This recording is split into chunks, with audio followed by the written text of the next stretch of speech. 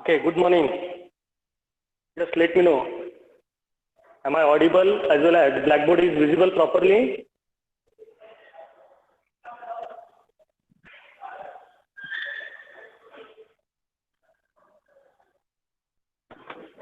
Am I audible? Yes, sir. Okay. So today we will go on to start the next unit, and that is the basic applications of operational amplifier. Before going to that applications, I will go on to discuss some important points that will be helpful to you whenever in future you will go on to work out any application which is based on operational amplifier. So these points are very important. So be remain ready for this end. Okay. Yesterday we discussed about one of the characteristics of op-amp, and that is nothing but its open loop gain. Right now, that open loop gain, which is denoted by AV, ideally it is infinite, and practically it is very, very high.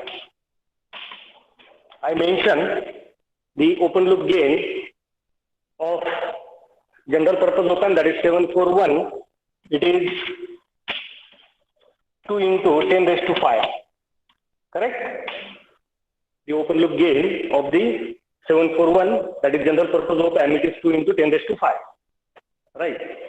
So see, what will going on to happen if we use that 741 in its open loop configuration? I have to highlight some important points. That's why I will go on to consider the same op-amp, and this discussion, it will be almost related to all op-amps. So I will show here the first configuration. For example, suppose that op-amp is used in non-inverting configuration. That means its inverting terminal is to be get grounded, and non-inverting terminal, it should get powered by somewhat input signal source. I will consider here that input signal source as a time varying, and we will want to observe the output. Okay, plus minus VCC is required for the operation of that op-amp. Okay, we'll take one example. We'll go on to consider that input signal, a small input signal like 1 volt peak. Okay. Is it visible properly?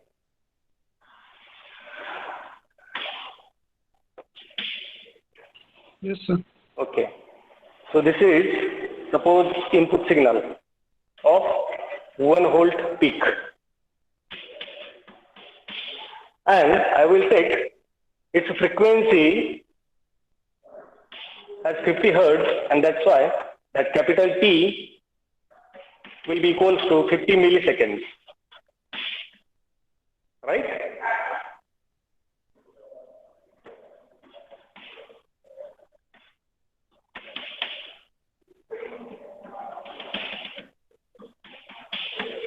Okay.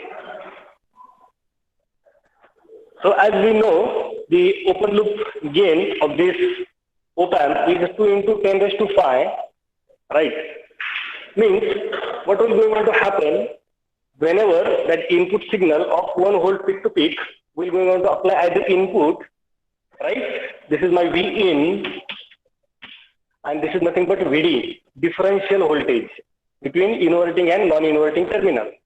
That VD is nothing but V in minus voltage available at the inverting terminal, and that is 0 volts. That's why that differential voltage will be equals to V in. Okay. Learn it properly. Huh?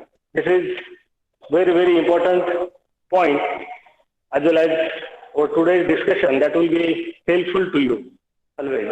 Right. So see, one of the terminal, that is inverting terminal, I made it ground, and to the non-inverting terminal, I am considering somewhat sinusoidal signal, or you can consider a constant DC signal also. But for proper understanding purpose, I taken the sinusoidal, right? Its properties, that is V in, is of 1 volt peak and 50 hertz. So capital T is not 50 millisecond, huh? It will be 20 milliseconds. That is the reciprocal of frequency, right? It is of 50 hertz, that means its capital T, it will be 1 by F, and that is equals to 20 milli, okay?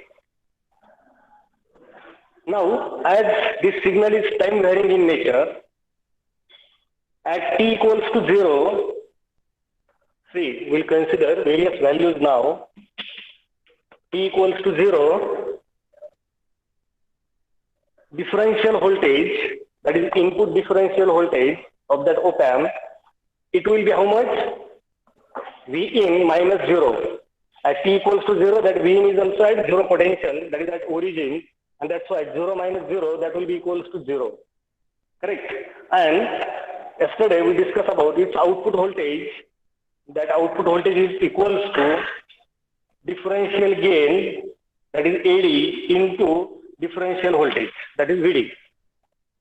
So at T equals to 0, we will have that output voltage VO equals to 0 volt. Are you agree with this? Is it okay?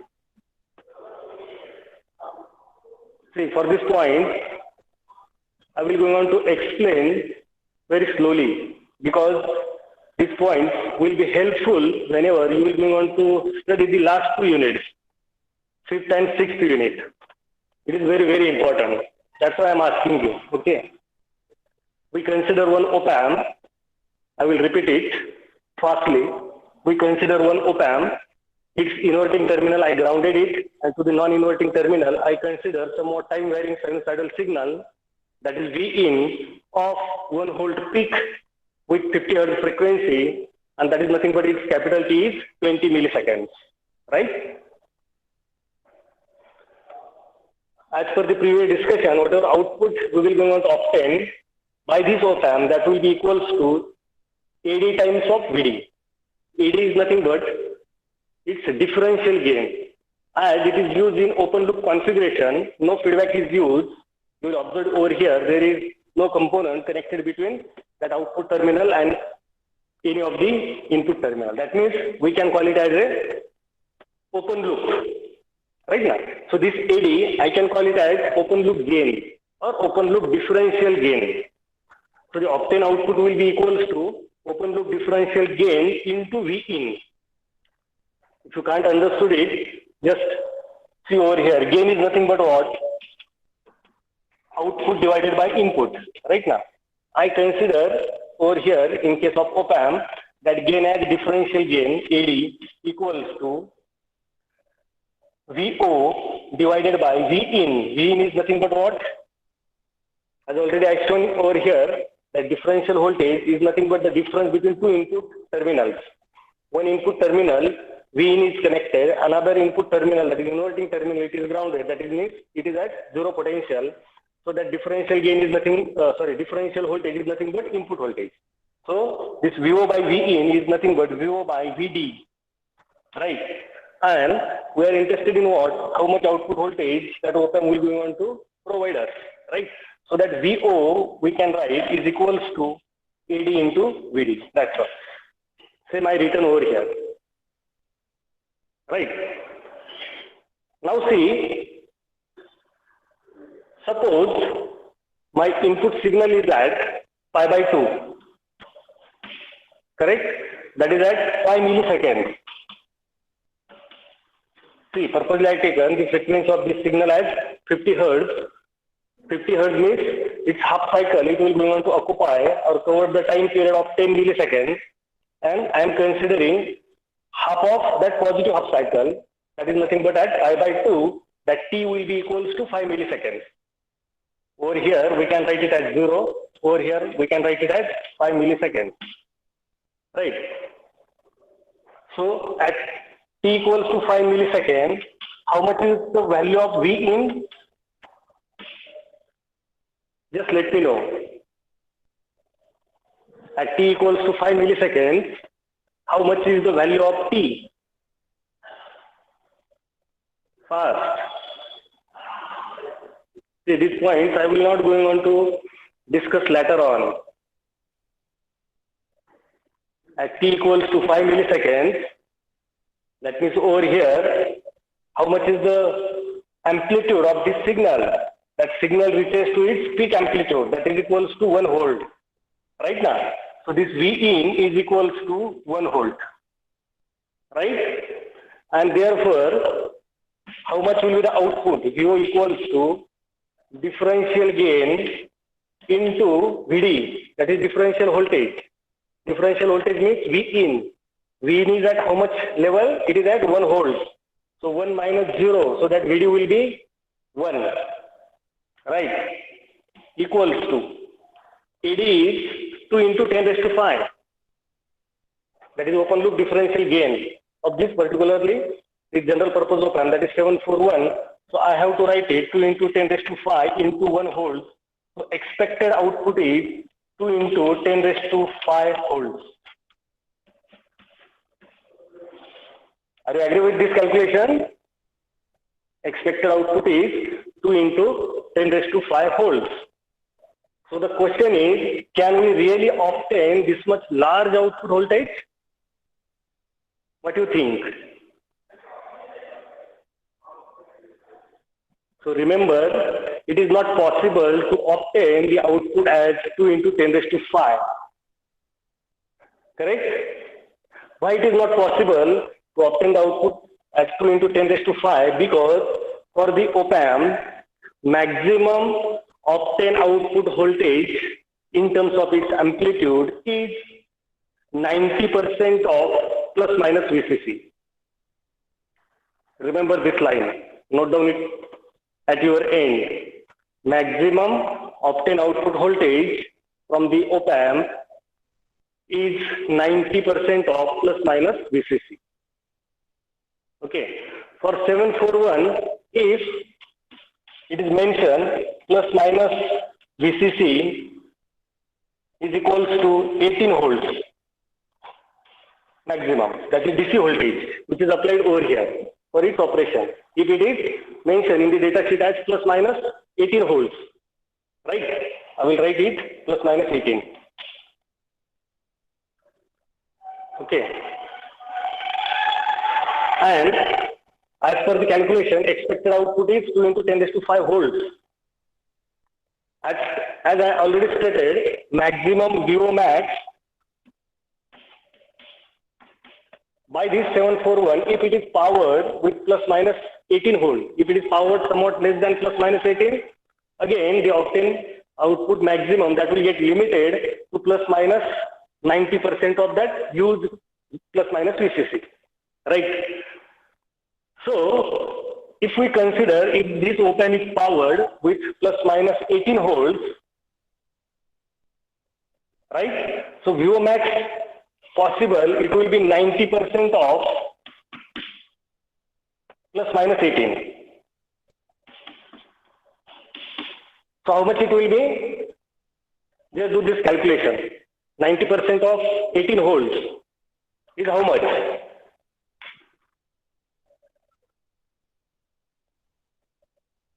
Do it fastly.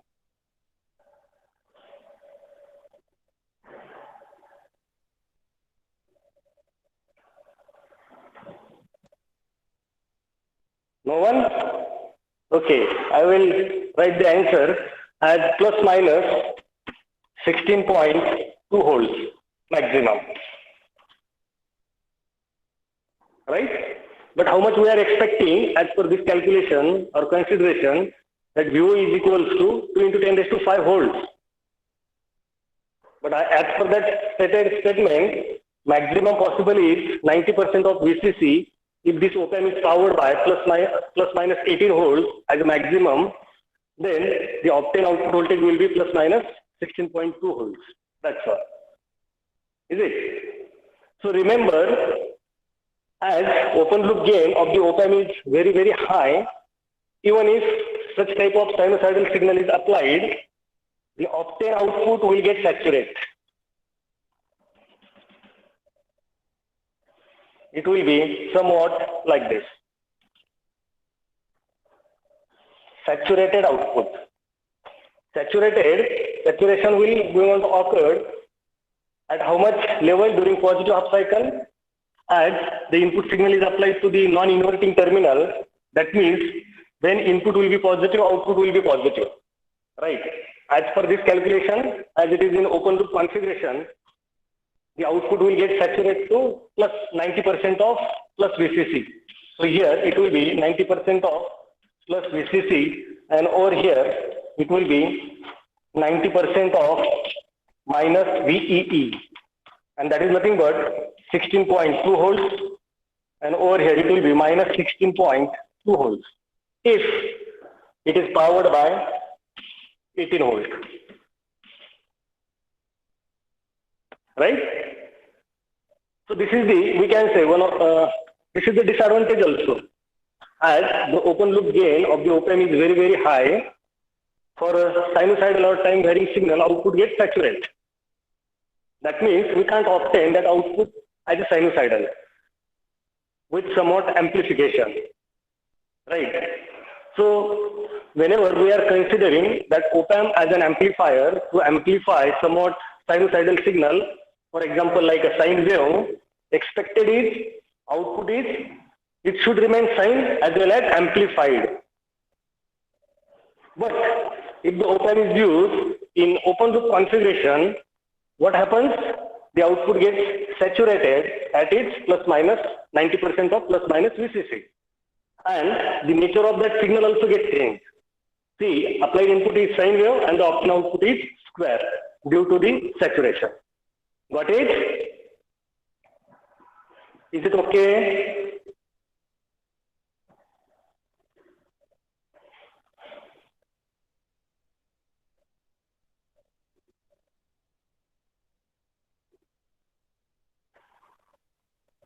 Okay, I will continue. We'll go ahead. No issue. So, if I want that output, the nature of output, it should remain same as that of nature of input. That means sinusoidal. Both signals should be sinusoidal. Then, what to do with by using op-amp? Now, in our previous unit, that is whenever you studied the feedback amplifiers, over there, you studied one of the disadvantage of negative feedback. And what is that disadvantage? Gain gets reduced. Okay. Gain of amplifier circuit by using negative feedback, it gets reduced. So that disadvantage we will going to use over here to control the gain of this op-amp. That means we will going to use that op-amp in closed loop configuration with negative feedback. Right? How it is to be used, that also we will discuss. Correct. Now, see, again, one more point, that op-amp will not going on to work always in saturation. If it is used in open loop configuration, it will going on to handle somewhat input signal to have the output without saturation. And that we can calculate right now. For example, suppose I consider that Vin is equals to, suppose 1 microvolt.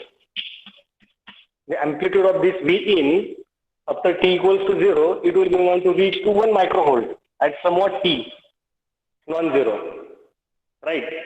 Later on, at t equals to 5 milliseconds, it will go on to reach to its peak value, that is 1 volt.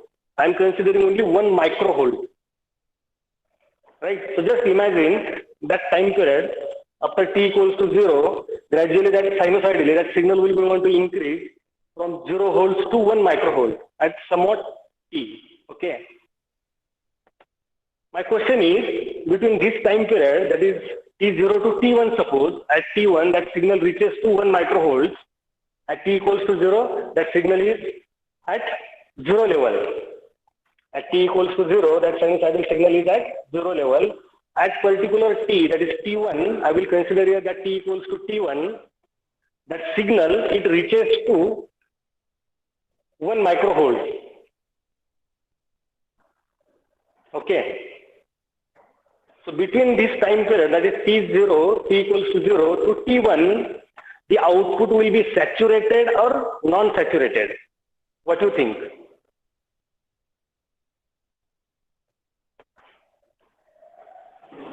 At T equals to T1, that V in, it goes to 1 microvolt. Therefore, at T1, 0 equals to how much? That is my question. So you can simply calculate that VO by using the same formula. That is AD into VD, right?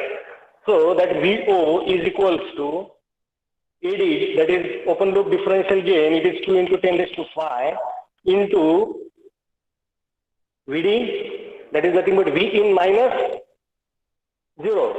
And V in, we are considering at T equals to T1 as 1 microvolt, just 1 microvolt, as it is time varying in nature. So that VD, it will be equals to 1 micro, that is 1 into 10 raised to minus 6. Okay. So you will observe that VO, it will be equals to 2 into 10 raised to minus 1, right? And that is equals to 0.2 volts. So this is not saturated output. Saturation will be going to occur when that output will reach to plus minus 90% of used VCC, and it is 16.2. But if we consider that input is just at 1 microvolts, the output will go to 0.2, right? That means the signal will going on to follow, that output will going on to follow the input. That means output will be time varying between this time period, that is T equals to 0 to T1. Correct. Now, somewhat reverse calculation we have to do. Right. Means at V in equals to how much when that VO will reach to suppose 16.2 by this differential gain times. That means if my VO, I have to find out that V in, after which the output will start to get saturated. That's why I am doing this calculation. Okay. So at what V in, VO will become 16.2, and as we know, VO beyond 16.2 volt, in this case, as I use that plus minus VCC is 18 volt, the output beyond 16.2 is not possible. Even if by simple calculation, expected output is 2 into 10 raised to 5 volts, but it is not possible. Maximum possible output voltage is plus minus 90% of VCC. Okay. By considering that plus minus VCC as 18 volt, we got that VO max possible at plus minus 16.2 volts. So I have to calculate at what value of input signal will reach so that output will become 16.2, and below it, output will going on to follow the input. That means output signal waveform, it will remain sinusoidal, and later on it will get saturated to 16.2. Okay. So that VO, I will be going to consider it as 16.2 equals to AD into that VD. Right? AD is 2 into 10 raised to 5 into that VD, we have to find out. That VD is nothing but V in, because inverting terminal is grounded. Differential voltage is nothing but V in minus potential at inverting. Okay. Therefore, this VD is equals to 16.2 divided by 2 into 10 raised to 5. If possible, do this calculation. Otherwise, I will write the answer directly. No issue. 0.81 micro. Okay. 0.81 microvolt.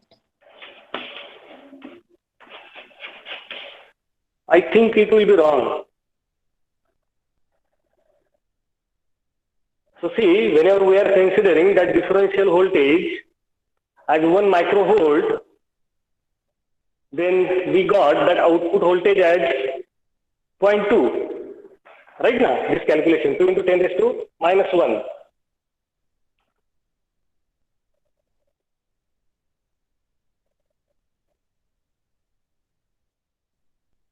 it will not be 0.81 micro.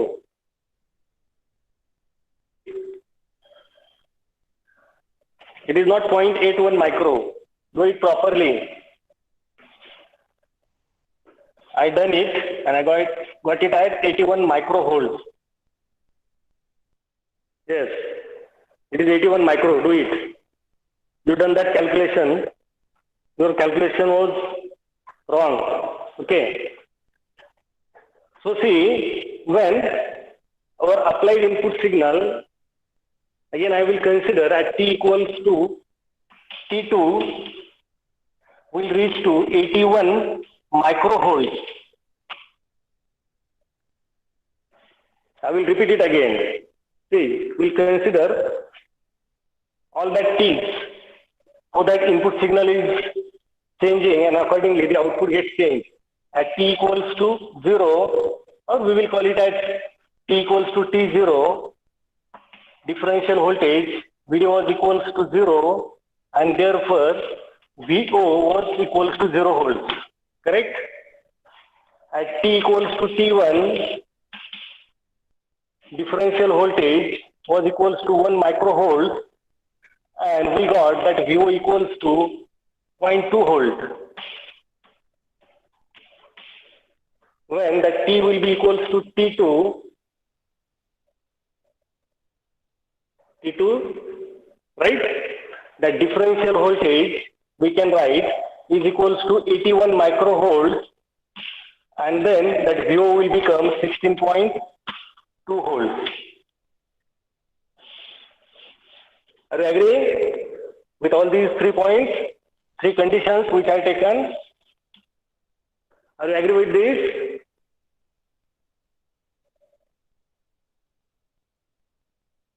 Yes or no? Is it visible? Just let me know from your side. Blackboard is visible properly? Yes, sir. Okay. So I consider 3 conditions, T equals to T0, that is at origin, differential voltage will be equals to 0 volts, as output is VO equals to AD into VD, that AD is 2 into 10 raised to 5 into VD is 0 volts at T0, that's why VO will be 0. At T equals to T1, I simply consider that input signal will reach to 1 microvolt. Right? Its peak voltage is 1 volt, but at T equals to T1, I consider it as it goes to just 1 microvolt. At that time, differential voltage will be same, that is 1 microvolt, and hence VO equals to differential gain times of that input, that is 1 micro, right now. And we got that output voltage as 0.2 volts as per this calculation. Now I consider T equals to T2, at which that input signal will reach to 81 microvolts. What is? Suppose it is over here, for example. That input signal will reach to 81 microvolts. So VO will be equals to 16.2. Correct. Now I will consider T equals to T3, that differential voltage that will be greater than 81 microvolts. How much will be VO? So remember that VO expected it should be greater than the previous one, because when the differential voltage was 81 micro, we got that VO at 16.2. But in the next condition, I am taking at T equals to T3, differential voltage will be greater than 81 microvolts, and hence expected output is greater than 16.2. But as already I told, the output voltage from the op-amp greater than 90% of its applied VCC is not. Okay, am I audible? Yes. Yes, sir. Yes, sir. Okay. So why you not inform me whenever I get exit because of network issues? So see, as per our this consideration, whenever at T equals to T2, the differential voltage it goes to 81 microvolts. the obtained output will be 16.2, right? Then we consider somewhat T at which differential voltage increases beyond 81 microvolts. Expected output is what? It should be greater than 16.2, but already I told the output maximum from the op-amp, it is not possible beyond its plus minus 90%, right now. So when that differential voltage is greater than 81 microvolts, the output will remain 16.2. I already noted over here, right? So as the input signal is time varying in nature, at after t equals to T2, we consider that T2 over here, the signal will reach to its peak value, right? After peak, again it will come back to 81 micro. So between this time period, which I highlighted, what is the nature of output? The nature of output will be saturated, and that is at 16.2. Got it? And that's why I shown that output somewhat like this. Now the question is, for time period t equals to T0 to T2, I do not shown that output is following the input. Correct? See, the total time period of this signal is 20 milliseconds, right? Out of that, half cycle is of 10 milliseconds, and t equals to T2, at which that signal reaches to 81 micro. See, between T0 to T, which is equals to 5 milliseconds, that signal reaches to its peak, and that we are considering as a 1 volt. So out of that 1 volt, just imagine how much time that signal will go on to take to reach to 81 micro. It is very, very, very small. As good as we can say 0, right now. But it? Yes or no? The signal will Yes, go on to reach at 81 microvolts at t equals to T2, and just imagine at t equals to 5 milliseconds, that signal will go on to reach to 1 volt, right? So out of that 5 milliseconds, that signal will go on to take a very small time duration to get reached to 81 micro. We can calculate it, no issue, right now. But that t, it will be again in microseconds, or somewhat less than that of, okay. So see, as that t is very, very small in microvolts, we studied one of the parameter of op-amp, and that is nothing but slew rate. Right now, yesterday, that parameter we already discussed. What is that slew rate? It is nothing but change in output voltage with respect to change in input. Expected is what? That slew rate is, ideally it is infinite, right? Infinite slew rate means what? That output follows the input immediately. But in actual practice, that device, it takes some time to respond, to give the response to the applied input, right? That time period is very, very small, but still it is there. Actually, ideally, as that slew rate is infinite, that means what? The time difference between applied input and the obtained output, it is 0. But practically it is there, right? Right? So as that slew rate is not infinite, we can say between this time period at which the signal reaches to 81 micro from its 0 level to 81 micro, that time period will be very, very small, and it may be less than that of, sorry, greater than that of the slew rate of that op-amp. And hence, that output of op-amp, it will directly switch from its 0 to saturation, that is 16.2 volts.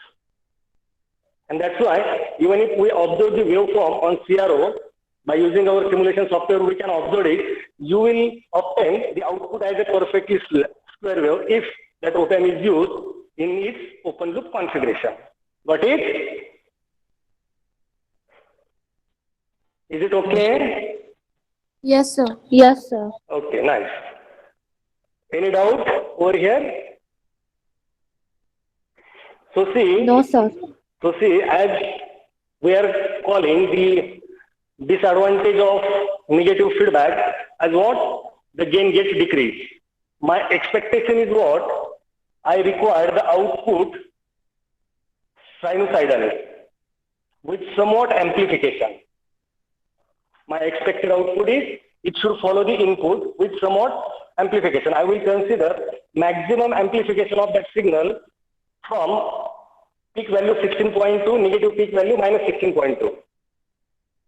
Right? If this op-amp is used in open loop configuration, then it is not possible.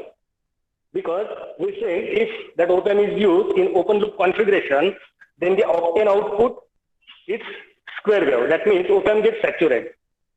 Means we have to use this op-amp in closed loop configuration in such a way that it will be able to provide the output as non-saturated, and that is sinusoidal with the peak value maximum. You can obtain any one peak between these two levels, that is plus minus 16.2. No issue, right? By selecting that proper component and how it is to be get selected, that also I will be able to explain. So see, if I preferred somewhat negative feedback, because in our previous unit, while studying the negative feedback amplifiers, we discussed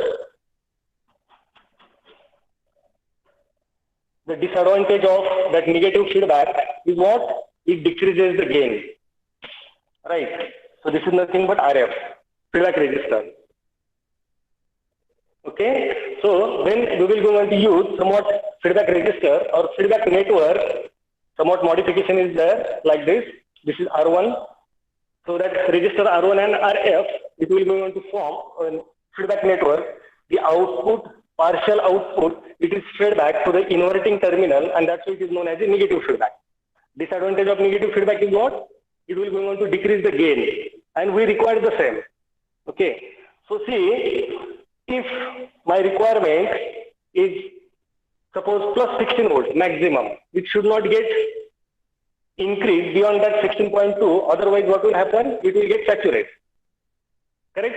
Means whenever my input signal will reach to 1 volt, whenever that input signal will reach to 1 volt at pi by 2, the obtained output it should be 16.2. That is the minimum. Right? Below pi by 2, we will go on to set the gain of this amplifier by using this negative feedback in such a way that the gain of this feedback network will not go on to exceed 16.2. That's why purposely I taken the simple example, the peak value as 1 volt. Now it will be very simple, right? So in previous year, you might have studied the analysis of that non-inverting amplifier as its differential gain AD is equals to simply 1 plus RF by R1. This formula you might have derived. We also will go on to derive it, but at this stage, I will just write it as it is, that is 1 plus RF by R1. Correct? So this differential gain, it should not get exceed to, for example, 16.2 equals to 1 plus RF by R1. Now see, if I selected this R1 as 10 kilo ohms,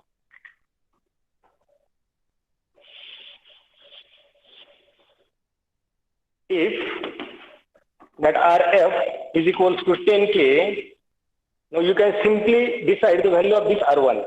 So do this calculation, 16.2 equals to 1 plus RF, I consider it as a 10K divided by R1. Therefore, R1 equals to, just let me know the answer fast.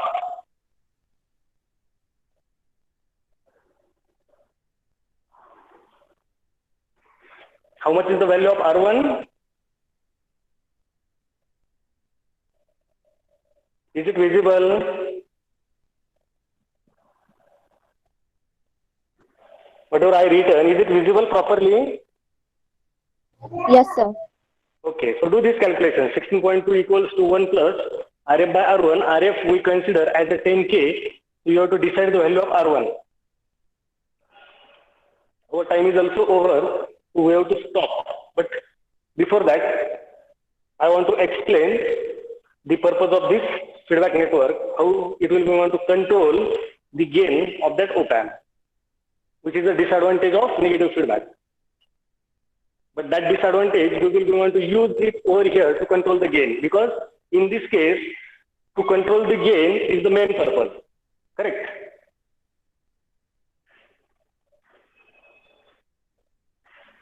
So you can simply write 15.2 equals to 10K by R1. So R1 equals to 10K by 15.2. 657 ohm. 57. 657 ohm only. 0.8, sir. It's okay. 657 in ohm, na? Yes, sir. Okay, so 657 ohm. So see, whenever we will want to connect these two components in feedback with this op-amp, now the obtained output will be not a square wave, it will be a sine wave with peak amplitude as 16.2. So see, that amplification is also done, as well as that signal is not corrupted. Or the nature of that signal, it also remains same, that is sine wave. And this is the purpose to use that feedback network. Is it okay now? Can Yes, I sir. stop? Okay. So we'll stop here.